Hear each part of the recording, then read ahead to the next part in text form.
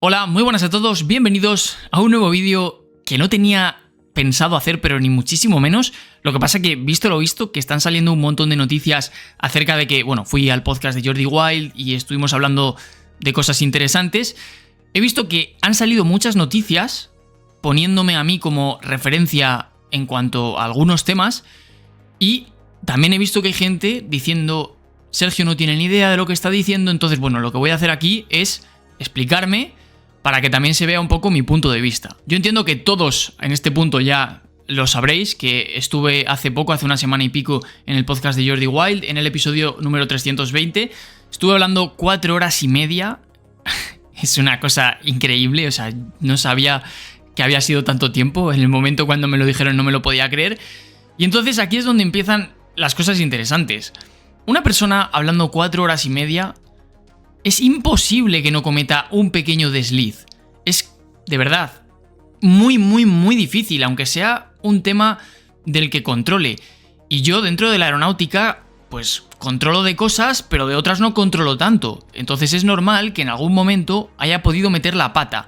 Lo que voy a hacer aquí es decir las cosas en las que yo efectivamente he metido la pata, por lo menos de las que me he podido dar cuenta, porque cuando salió el episodio me lo puse de pasada porque quería verlo desde fuera, porque claro, yo sabía cómo había vivido yo el episodio, pero desde mi persona, no desde fuera.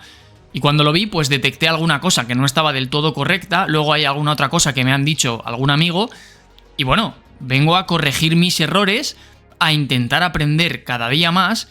Y a la gente a la que le caigo mal, pues lo siento mucho, no puedo hacer nada. En el episodio se hablaron de varios temas, pero yo creo que se podría resumir en que al principio hablamos sobre cosas en general de la aeronáutica, conceptos, como que por qué vuela un avión, cosas similares. Luego hablamos del caso de Malaysia Airlines, el MH370.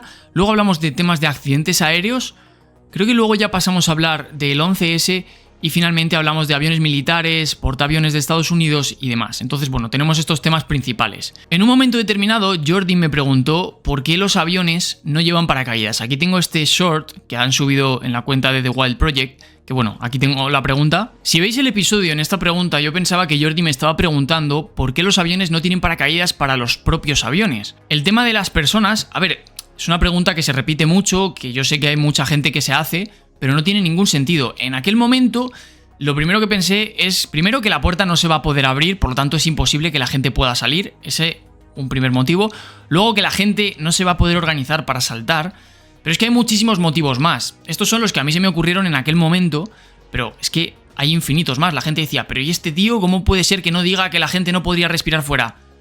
No lo dije porque en ese momento no me vino a la cabeza. Claramente, no puedes saltar de un avión. Y una de las razones es porque si saltas fuera, a 30.000 pies, no puedes respirar el aire de fuera. Te vas a congelar de frío, la gente civil no está preparada para saltar con un paracaídas y abrir el paracaídas, las personas caerían dispersadas por kilómetros, porque obviamente un avión que se mueve a 900 kilómetros por hora, pues desde la primera persona que salte hasta la última, que a lo mejor pueden pasar 3 o 4 minutos, hay una dispersión de personas a lo largo de una franja tremenda, de varios kilómetros. Hay, de verdad, muchas razones por las que esto no tiene sentido. Entonces, yo dije las que en ese momento se me ocurrieron. Tenéis que pensar que yo no soy perfecto, ni muchísimo menos. Entonces, obviamente, no he dicho todo en todo momento. Luego, cuando terminamos el episodio, yo llegué al hotel y pensé, ¡buah! Se me ha olvidado comentar esto, y un montón de cosas. Siguiente cosa, con respecto a las turbulencias. ¿Es cierto que unas turbulencias pueden derribar un avión o es absolutamente imposible? Aquí me preguntas si las turbulencias pueden derribar un avión. Y yo le digo... es absolutamente imposible. Es absolutamente imposible. A ciencia cierta es absolutamente imposible. No. La palabra imposible significa imposible. Imposible no es. Pero es tan improbable que puede considerarse como algo imposible. Es decir, hay muchas otras cosas en un avión que puedan salir mal. Dentro de que la aviación es súper segura, hay muchas cosas mucho más probables que se te partan las alas por las turbulencias. Es cierto que hay zonas que la turbulencia es muy alta, tormentas muy fuertes en las que los aviones pues no se meten. Si se metieran, pues a lo mejor habría algún problema, pero yo en mi respuesta estaba teniendo en cuenta este hecho de que los aviones tienen unos radares que son capaces de detectar dónde hay unas tormentas muy fuertes, lo suficiente como para que no se metan en esas tormentas porque pueden generar algún daño. Además, sí que es cierto que unas turbulencias puede llegar a suponer un problema para un avión, pero esto es un caso remoto. Pero no porque las alas se vayan a partir. Y cuando Jordi me preguntó esto, yo entendí que lo que la gente tiene miedo cuando hay turbulencias es que miran a las alas y ven cómo se están doblando y cómo se están flexionando. Por eso no hay que tener miedo. A lo mejor una turbulencia pues puede hacer que se te rompa, yo qué sé, una parte del alerón de no sé qué o una parte del flap de no sé cuánto, pero las alas como tal no se van a partir. Entonces, sí, a lo mejor se te puede romper un trozo. Es algo improbable, muy improbable, pero podría llegar a suceder en alguna circunstancia que se te rompa una parte del flap de no sé qué o que se te bloquee el flap. Vale. Luego el avión se podría aterrizar de emergencia o podría ser que hubiera un problema en el momento de aterrizar el avión en esas circunstancias. Pero cuando la gente está pasando por turbulencias, lo que tienen miedo es de que las alas se partan.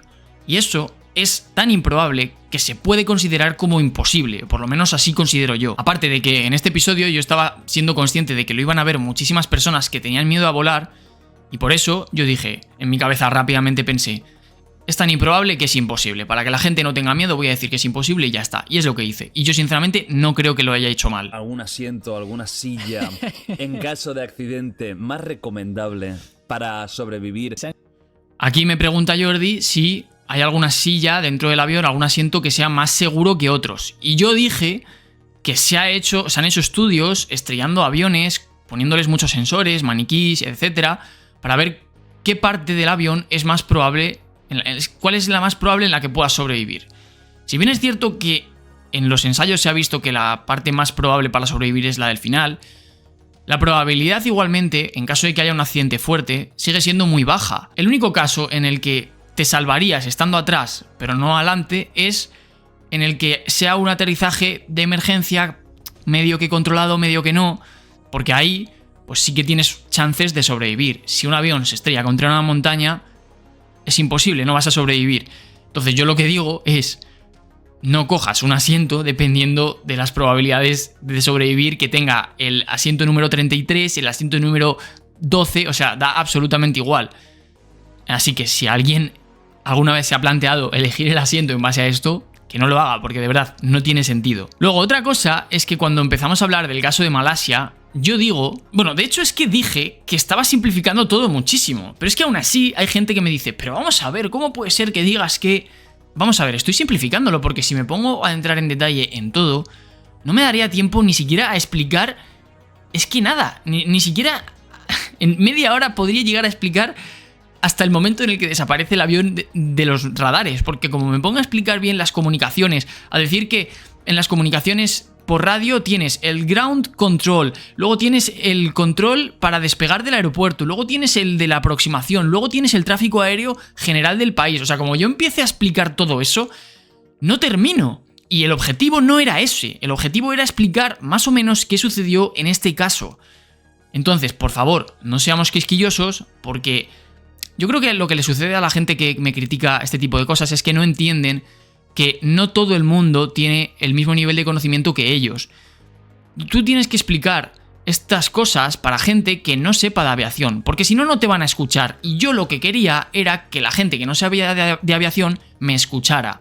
Por eso hay que simplificar los conceptos. Si no, conviertes una explicación en una clase de universidad de 3 horas hablando sobre el sistema del transponder, y eso no es lo que yo quería hacer. Que hablando del transponder, yo dije literalmente, el transponder son unos botones que están en la cabina. Obviamente el transponder no son unos botones, pero yo quería que se supiera que el transponder es un sistema que se puede manejar en la cabina con unos botones. Obviamente la selección de palabras que hice no fue la mejor ni muchísimo menos, pero se entendió, y lo importante es que se entienda. Y cuando estás hablando 4 horas y media, a mí sinceramente no me importa equivocarme en alguna palabra si se ha entendido. Por eso habréis podido ver que en alguna ocasión digo, buah, es que eso es muy loco, tal. Sí, porque cuando estoy diciendo eso es muy loco, como es una palabra que yo tengo súper asimilada dentro de mi cabeza, que la utilizo en mi día a día, pues al decir eso es muy loco, yo no estoy pensando y ya estoy pensando en lo siguiente que voy a decir. Entonces me permitía seguir hilando hacia adelante, porque la historia es súper compleja. Entonces, por favor, no vayamos a ser quisquillosos. El transponder es esta parte de aquí, bueno, yo supongo que habéis visto mi vídeo, y es un sistema que el piloto o el copiloto pueden manejar, que de hecho no se dice ni siquiera piloto y copiloto, sería yo sé, el comandante y el first officer, pero es que es lo que digo, no tiene sentido ponernos así de quisquillosos. El caso, que se puede manejar desde la cabina y obviamente no es solo una rueda, tienen más botones con los que pueden controlar todo el tema del transponder. Pero lo que yo quería era que se entendiera que el transponder se puede manejar desde la cabina y que se puede apagar desde la cabina. Eso era lo único para mí importante en ese momento. Vale, sí, y otra cosa que me acabo de acordar que dije mal es que en un cierto momento Jordi me pregunta cuántos kilogramos de combustible puede llevar una 320. Yo creo que dije 70 toneladas. Eso está mal. El A320 puede llevar una capacidad de entre 20 y 30.000 litros de combustible, que no conozco ahora mismo cuál es la densidad del combustible, pero bueno, que es menos, ¿vale? Es mucho menos de lo que dije 70.000, porque yo esta magnitud de combustible que puede llevar un avión comercial no la he manejado casi nunca. O sea, lo he visto de pasada en alguna ocasión y no me he quedado con el dato nunca porque no lo he considerado algo extremadamente relevante. Por eso, pues no sabía qué decir. De hecho dije, pues no lo sé, 70.000, por ejemplo. Pero dije 70.000 como podía haber dicho 100.000, como podía haber dicho 20.000. Entonces yo tenía en la cabeza aproximadamente pues que eran decenas de miles, pero no sabía cuánto. Decenas de miles de kilos, quiero decir. Pero no sabía exactamente cuánto. Lo siento si lo dije mal y a alguien le afectó. Es que me parece ridículo tener que estar explicando esto, pero bueno. Entonces, simplemente para la gente que me ha criticado, quiero decir, si os caigo mal, pues entiendo que me critiquéis, simplemente porque os caigo mal y no os gustará lo que hago, me parece genial. Aunque he detectado una cosa, y es que la gente que me critica es gente que ha visto los vídeos de mi canal secundario y los shorts, pero no han visto los vídeos de mi canal principal, que es de lo que yo realmente me siento orgulloso, porque son vídeos que hago una investigación tremenda, hago unas animaciones brutales, estoy semanas haciendo esos vídeos, trabajando sin parar. Entonces, sinceramente, yo dudo de que esa gente haya visto el contenido de mi canal principal. Y luego lo que he dicho al principio, hablar durante 4 horas y media, obviamente en algún momento vas a cometer algún pequeño desliz.